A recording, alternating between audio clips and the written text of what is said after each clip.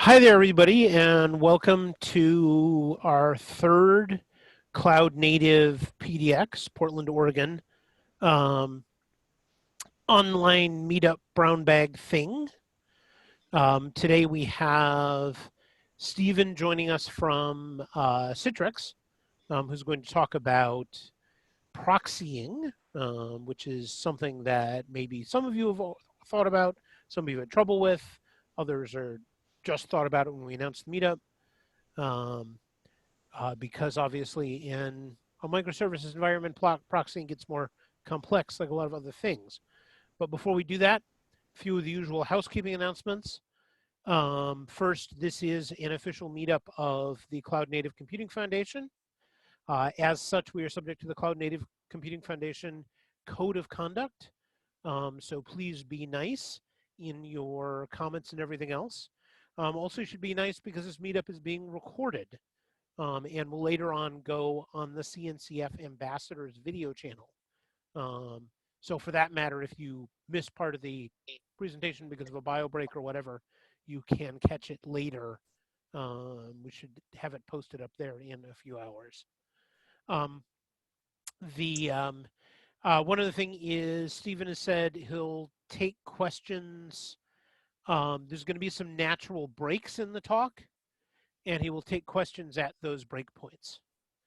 In the meantime, Zoom has a chat. Feel free to use the chat to ask questions if you don't want to speak out loud on the recording. Also, feel free to use the chat to socialize with your fellow Cloud Native Pacific Northwest people. For example, if anybody has any announcements for the group, feel free to put those into the chat. You're welcome to do that. We do not have next month's CNPDX online thing scheduled yet. Look for announcements both in the meetup and on my Twitter feed for when I actually get that pinned down. And so that said, Steven is going to explain to us not just how to proxy our clusters, but how to even think about proxying our clusters. So do you want to go ahead and get started, Steven? Yes, I will do that. I'm going to share my screen, and I think I'll just stop my video for now.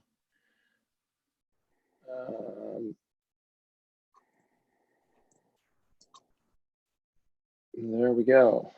Should see my presentation. And thanks, Josh, for giving me the stage today. And also for your tireless support of the Cloud Native PDX Meetup. It's a fantastic resource. Again, my name is Steven Sherotsky. A little feedback there. And my role at Citrix is networking sales engineer covering the Pacific Northwest. I describe myself as a networking engineer who has worked for security, end user compute, visibility, and load balancing vendors since around the year 2000. So I've got a couple decades under my belt. And given that background, microservices is really a fascinating technology to apply that experience that I've gained over that time. Now that said, it's new to me. So some of you will have a lot more to bring to bear on the microservices aspect of it, but working with load balancers is what I do. So hopefully I can bring something of value to you guys. And so, you know, I recognize this is a diverse group. I may not speak the same language as you. So I want to give you an overview of proxies in a microservices architecture through the lens of my experience. And so the agenda today will include a quick summary of layer 4 and layer 7 load balancing for those who don't spend a lot of time in that realm. Some criteria to select a proxy architecture. We've got 7 criteria that I think are pretty useful for making that choice. There are 4 proxy architecture options I'll present. And then we'll talk about the pluses and minuses for each one of those. And at the end of that, we'll have an opportunity for questions related to the proxy architectures. And then I'd like to share the Citrix solution, a little bit of information about that, and then we can have a final question wrap up after that.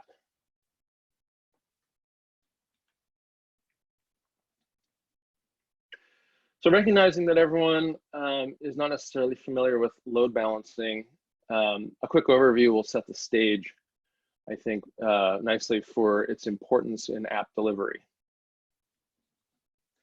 So we generally talk about load balancing in two modes, layer 4 and layer 7. The built-in Kubernetes load balancer Proxy serves rudimentary layer 4 functionality. Now, Citrix, we have an ADC, we call it Citrix ADC. It used to be called NetScaler. Some of you may have heard of that name in the past. An ADC is also known as Application Delivery Controller, is essentially a load balancer. And it offers a much richer control and visibility over layer 7 application traffic. So this table kind of covers some of those differences, and I want to dive into that a bit. So for example, with Proxy, the Proxy will recognize an IP address and a port for application traffic. Whereas an ADC can recognize a lot more than that. We can terminate SSL. We can look at the headers for the HTTP flow. We can look at the payload, and we can manipulate that payload or those headers or make decisions based upon them. Some good examples on the right column there might include you have hard-coded URLs in an application, and you need to publish those URLs externally, and you might need to change the host header. That's something that an ADC can do.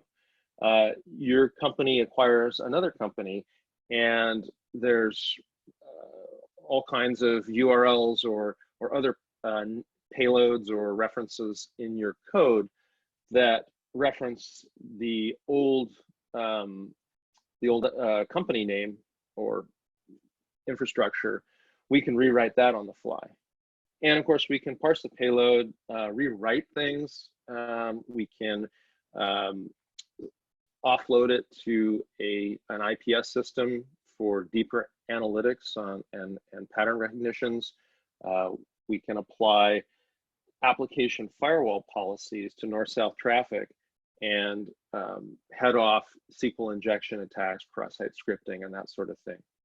So that's just some layer 7 examples that an ADC brings to the table, a more sophisticated proxy, if you will. Session persistence, typically for layer 4, is by client IP address. That's primitive. If a new flow is generated by your application, that user may be sent to a different node or a different container, service, whatever. They suddenly, the application may not recognize who that user is. Cookies are one of the things that an ADC proxy can insert so that we can now track individual users and cater the user experience to them. Health checks for applications and services for layer 4 are limited to ping responses, TCP handshakes succeeding. A layer 7 proxy can customize a health check to the protocol that is in use. It can send a request and evaluate a response string to ensure that the application is actually functional, not just that the service port is able to do a TCP handshake. And then that gives us a lot more visibility into making load balancing decisions. We can also evaluate a response based upon the time that it takes. And if it's taking longer and longer for a particular service, we can redirect the the next client connection to a new service. And then application security for layer 4 is limited to blocking IP addresses essentially, or IP address blocks. And there's no packet inspection. As I mentioned before, you can't look at the payload. You can't offload that payload to another system to do even deeper inspection. But with an ADC like Citrix, you have access to denial of service protection, signatures, and web application firewall, anomaly detection, and so on.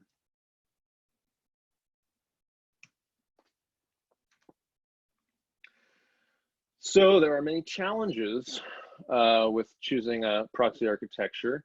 There are many groups that participate in application development and maintenance. And both north-south and east-west traffic can benefit from proxies. You seldom receive something for nothing. For every benefit, you may encounter complexity. And everything is dynamic, right down to your ephemeral containers. And the pace of technology and innovation is something else to consider when you deploy your application.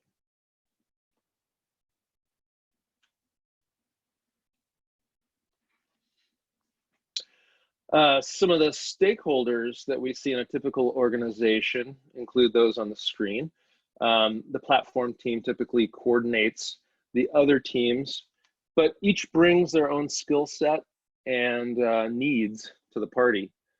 So in general, some of the criteria that I'm extracting from these different users and their needs is DevOps is interested in automation, CI/CD, and developers need troubleshooting tools. They need automation for microservice discovery and networking.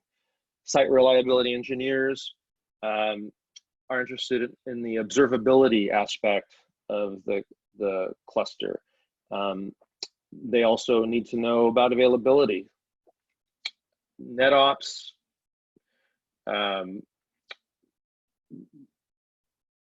taking care of infrastructure, capacity planning is of interest to them. DevSecOps, of course, security, a certain component of compliance. There's a lot going on here. And as we move on, those users' needs are distilled down to these 7 attributes or criteria that I will use to evaluate each of the 4 proxy architectures. Not all of these attributes are likely important to you. Maybe all of them are, maybe only a subset. And they will change over time as your organization grows or your application changes.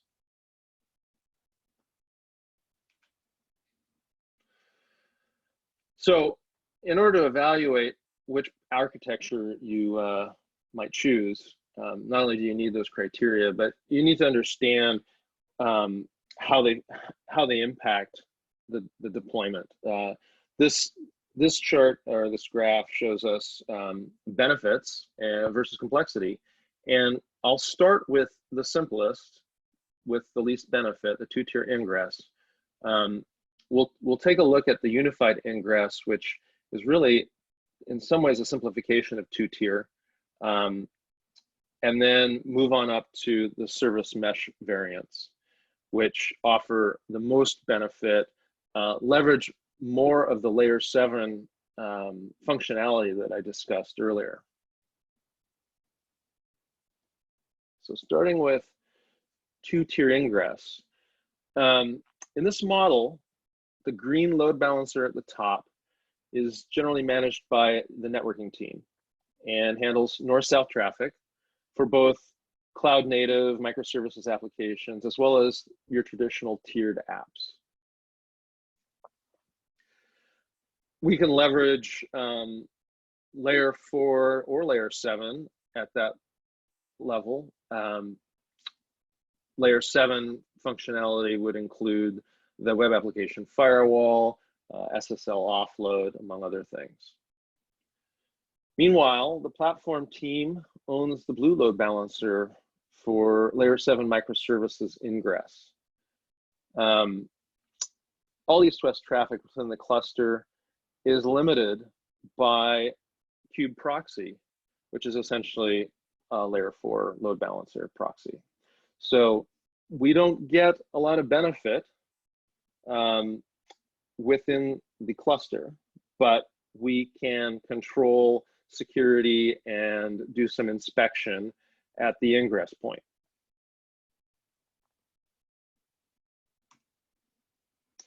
All right, let's look at the criteria.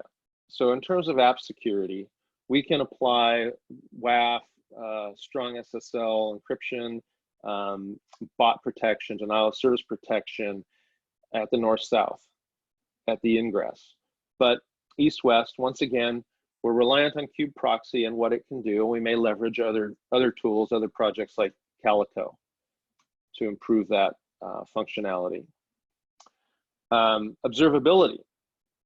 Since we can go as deep as we want with the ingress ADC, we can, at the north-south, we can see everything. We can see latency, we can see network errors, we can see payload information.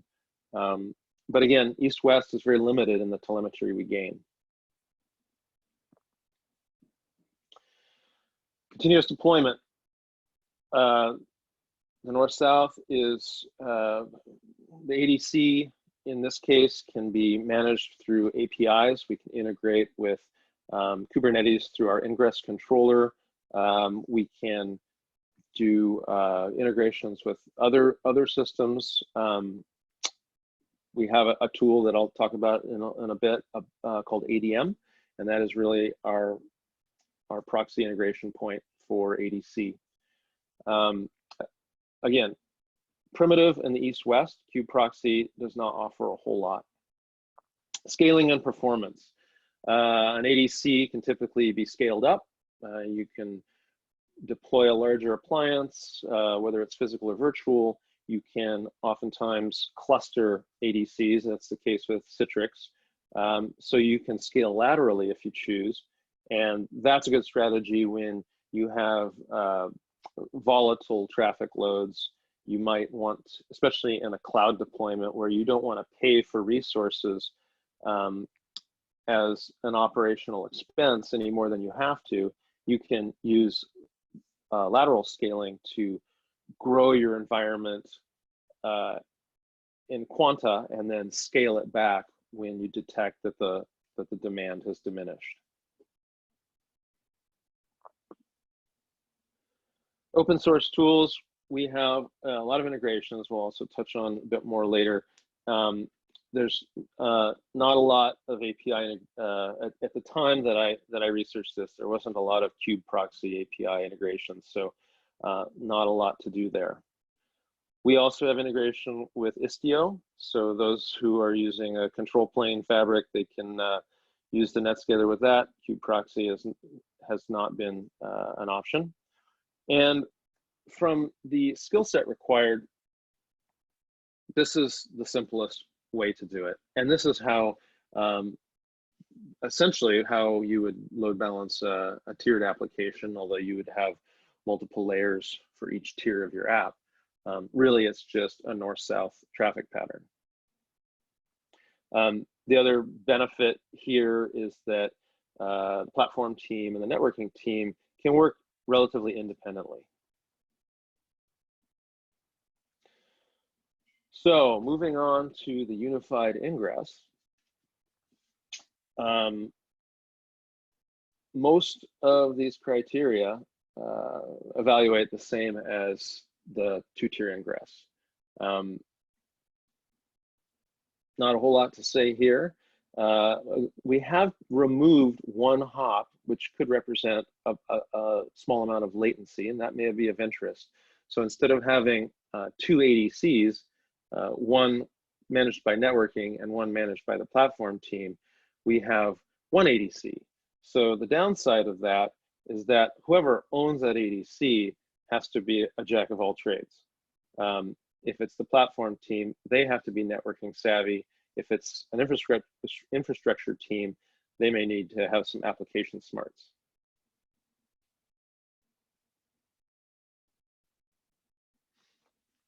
So at this point, we're going to jump to service mesh, which was on the chart, if you recall, is the most complex, but also with the most benefit. And then we'll touch back on the service mesh lite option. So with this, we have a north-south Citrix ADC. We have the Citrix CPX, which is a containerized NetScaler that can live within the cluster, as well as the sidecar proxy that adds observability to the inter-pod communications.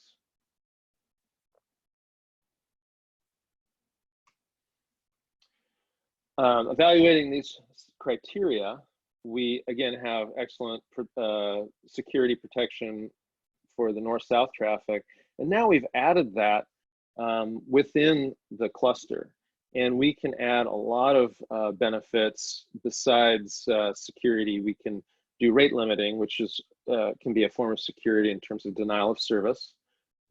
We can apply policies. We can do authentication if we choose and mutual TLS. And then the ADC also can serve as an API gateway and apply protections to inter-process communications there. Great observability, not only as we would expect in the north-south, but now we see that between each of the pods.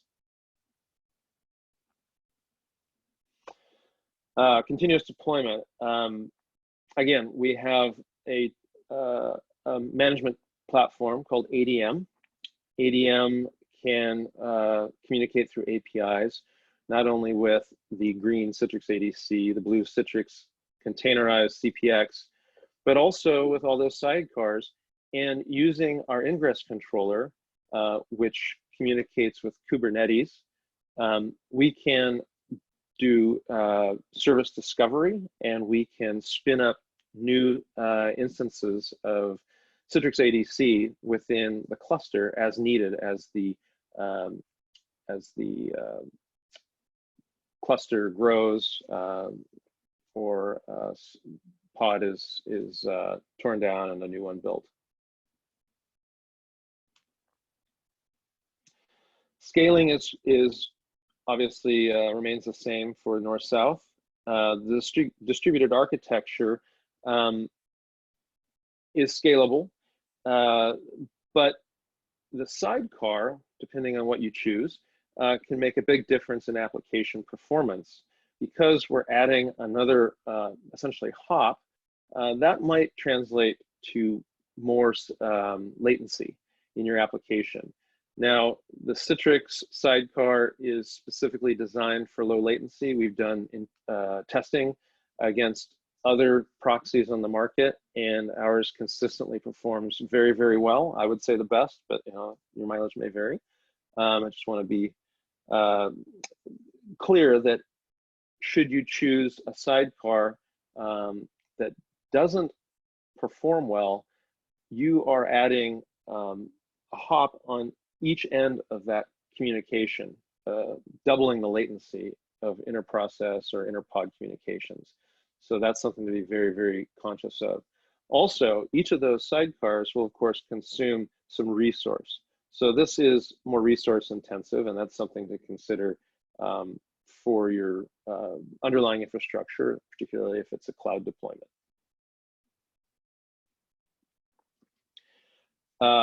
Open source support is now broad throughout the environment, whether it's north-south or east-west.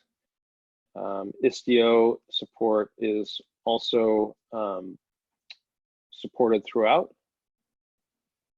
And I was doing some reading on Istio Mixer. I understand that there was some work being done on that. I'm not really familiar with any updates, but in the past there were potential bottlenecks with the way that was architected. This obviously requires more effort on the platform team's part and all the skill sets that that they need to master.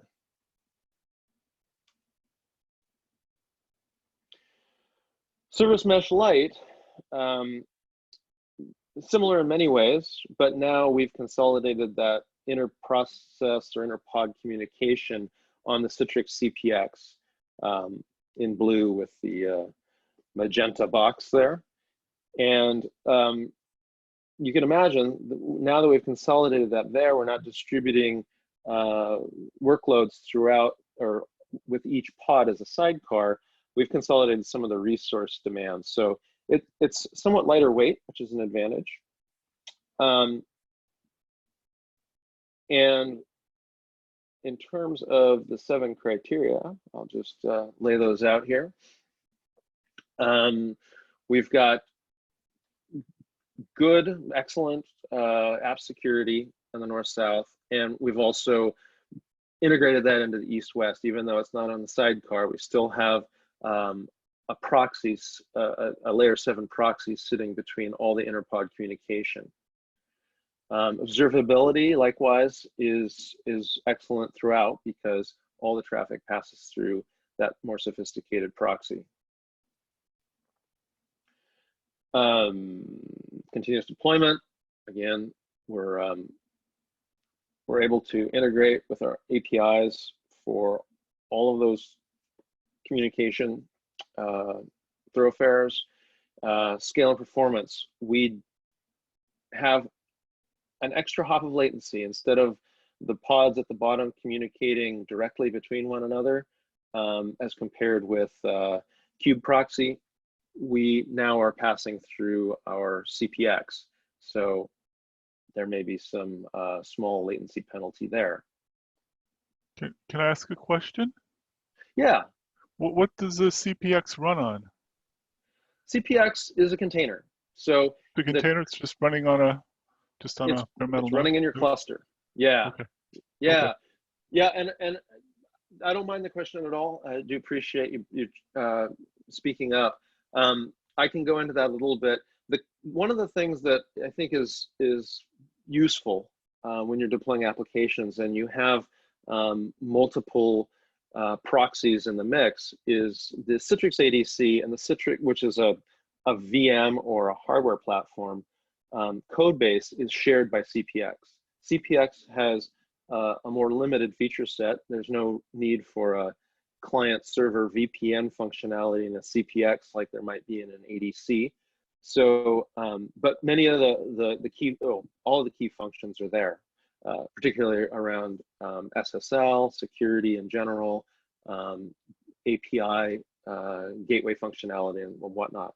So when you have your ADC for north-south traffic and your east-west sidecar or containerized proxy sharing the same code base, they share the same tool chain for configuration and they generate the same telemetry. So now you're getting a common view no matter whether you're looking at north-south or east-west. Any other questions about that?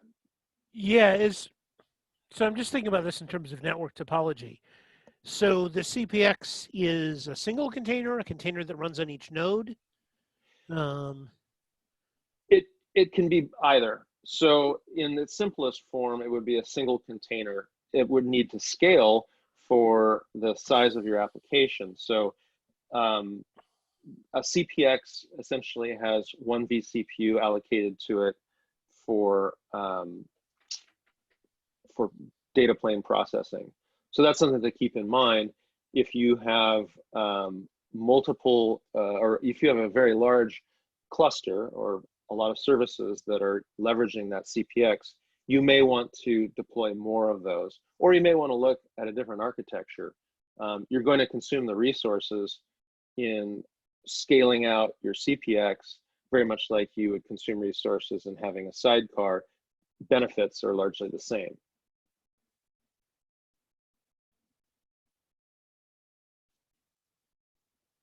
Okay, thanks. You bet. So this final IT set required criteria is somewhat simpler than the full service mesh. And it's also an easy transition or a stepping stone. If you start with the most simple two-tier ingress, now you can add functionality to that CPX by routing all the inter-pod communication through it. So, and that was perfect. The questions came at the right time because this is just a review slide for the different architectures. At this point, I'll stop for a moment or pause and ask if there are any additional questions that have come up while I've been talking or answering the first two questions.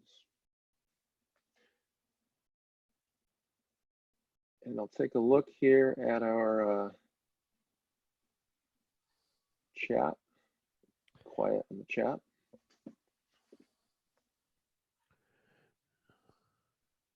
Yeah, there's not much there. So between two-tier ingress and unified ingress, unified ingress is not something I've seen, and so I'm a little confused about what the actual mechanism for that is. Well, really, you're collapsing the functionality into one ADC. Okay. In the two-tier ingress, you have a separate containerized ADC available for the platform team to apply their own layer 7. And really, I would almost argue that those two should be reversed in terms of complexity and benefit. But that said, they are very similar. I'm not sure exactly how to address the question of the mechanism, but from the topology, we've just collapsed everything into a single ADC or a single proxy. Okay, do we have other questions from folks?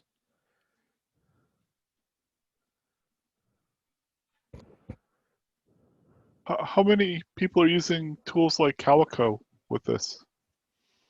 Competitors to Calico. Right. Well, I'm not super familiar with Calico.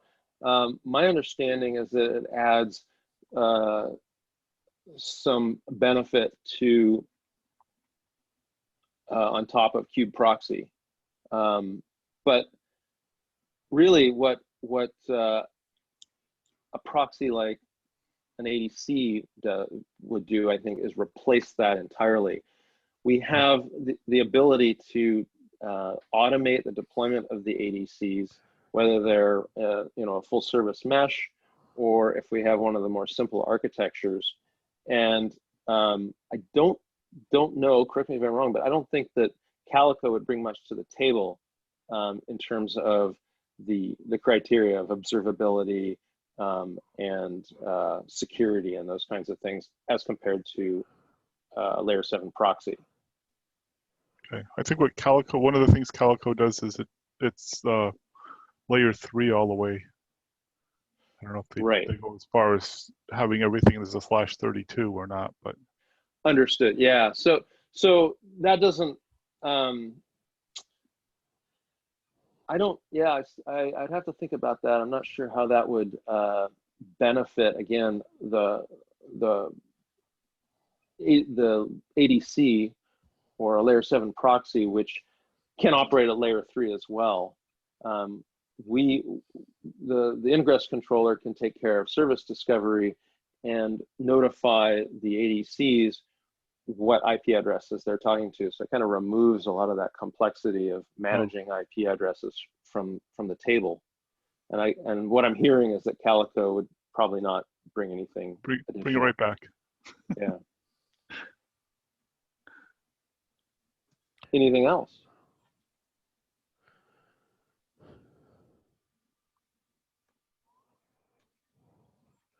Anyone else have other questions before we go into the next part? Okay, I want to go ahead. You bet. Okay. So I'm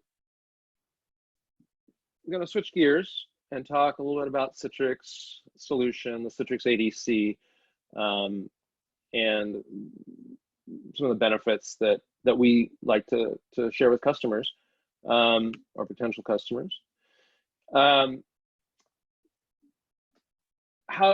does the Citrix Cloud Native solution address stakeholders' needs? Well, architecture flexibility. We have integrations with essentially any Kubernetes distro, including clouds. So we can help customers or companies who have a traditional architecture, application architecture, or even data center architecture, being on-prem, colos, that sort of thing. We can help them move into the cloud or move architectures into microservices from that traditional tiered architecture. That's facilitated through the different platform form factors that we have. Physical hardware for robust monolithic north-south communications, and all the way down to containerized for your microservices architectures. Strong API support. In terms of customers that I've been working with, we can leverage Ansible, Terraform, those kinds of things to spin up north-south ADCs in on-prem or in a cloud.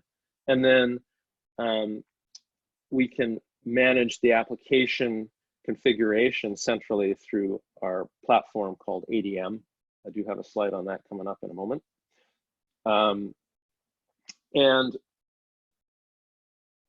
then again, Kubernetes integrations. Our ingress controller allows us to deploy, to bring up containers or sidecars in your cluster and tear them down, notify them of the services that are available, and configure those services so that the ADC or the CPX, the containerized ADC, can communicate with them. So performance and scale is another benefit. As I mentioned, we can scale laterally, and that's a huge benefit for cloud deployments, or really any deployment where you want to right size. That's what Kubernetes does really well. ADCs in the past typically haven't. So with auto scale technology in the clouds, cloud formation templates or whatnot, we can grow that north-south to meet the demand and then shrink it down, as I said before, when demand wanes. I did also touch on the API tool chains and also the telemetry and metrics that you receive from the ADC, whether it's north-south or east-west. So we're bringing tools to the table that give you better visibility or observability in the Kubernetes nomenclature to troubleshoot and resolve problems quicker. So ADM is a management platform. It's a cloud-based or on-prem if you choose. As I mentioned, we do have a number of platform form factors, from virtual, we call VPX.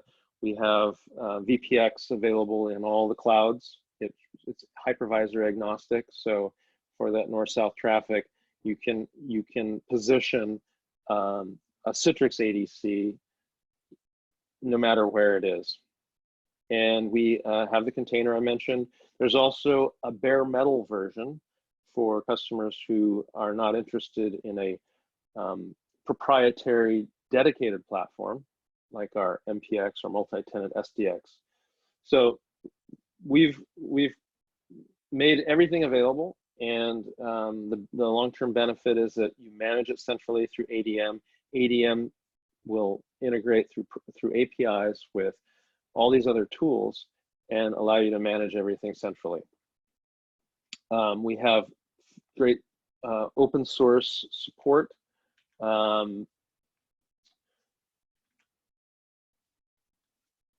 Let's see, in terms of various Kubernetes flavors, I know that I have customers using CPX or VPX in AWS, Azure. Got customers that are moving to GCP or adding that to their multi-cloud strategy. We support OpenShift, of course. So there's really no restriction from that perspective, integrating with ADM. And observability tools, got a little more detail to go into on that. Spinnaker for CI/CD, and Istio and whatnot for control plane. So this kind of depicts what we have available in terms of observability, logging, and some of the tools, the open source tools that we integrate with, metrics. Now, the CPX can also participate in end-to-end tracing. So that's a nice troubleshooting tool to have. We can tell you not only what latency might be between applications or what payload calls were made, but then we also have this other concept of a service graph. And I just wanted to close with a depiction of the service graph and then open it up for questions. But in order to understand the traffic flow through your cluster, having a visual depiction like you see on the screen can be really handy. Not only does it show us each of the microservices that are in play here, but it gives us volume of traffic between them, latency metrics, and then color-coded problem spots that you can drill down into and understand more about. So helps the administrator visualize the application, diagnose either preemptively or post-mortem issues that come up, and then give it a health score, detect anomalies so that we can hopefully head off those problems before they happen. This tool ideally, I think is ideal for SREs, but I think other groups can also benefit from it. So with that, I will conclude my presentation and again, open it up to any questions that you have relative to the proxy architectures or anything specific to Citrix. Okay, cool. You want to stop sharing and we'll take final questions? You bet. Awesome. I'll actually kick it off with a question that I had, which is, so for the sort of service mesh, mainly for the service mesh lite thing, the ADX, I think you called it. Are those supporting the, well, supporting, are you planning on supporting, because this isn't finished yet, the service mesh interface? I've heard. Okay, so yes, CPX, I think is what you're referring to. Got it. Container NetScaler. What was the last part of the question? So currently within the CNCF, we're working on this thing, a standard that called the service mesh interface. Oh, okay. And a bunch of the different projects around service mesh are trying to come up with a single API to make service mesh infrastructure a bit more pluggable. Okay. Yeah, that is not something I have a pat answer to, but I can certainly inquire with our PM team. Okay, do we have other questions?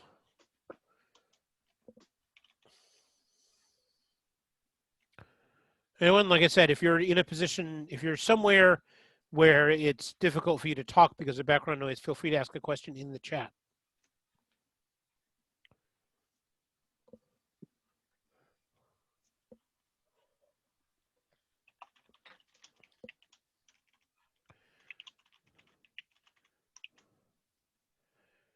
Okay, well, looks like we got people's questions earlier. Okay. So given that, I think it's time to wrap up. So thank you very much for presenting that. Yeah, thank you for the time, and thanks for everyone for joining as well. Hopefully, hopefully it was helpful. I can certainly share the slides with Josh to distribute if you're interested. I will follow up on Josh's question around the service mesh interface and reply to him on what I learned. Okay. And with that, yeah, thanks again. Okay. Thanks, everybody. So this recording will be up later today or tomorrow on the CNCF Ambassadors channel. Links to that will go on the Meetup page and also posted to my Twitter feed, as well as our next month's scheduled one of these brown bags. So thanks, everyone, for attending.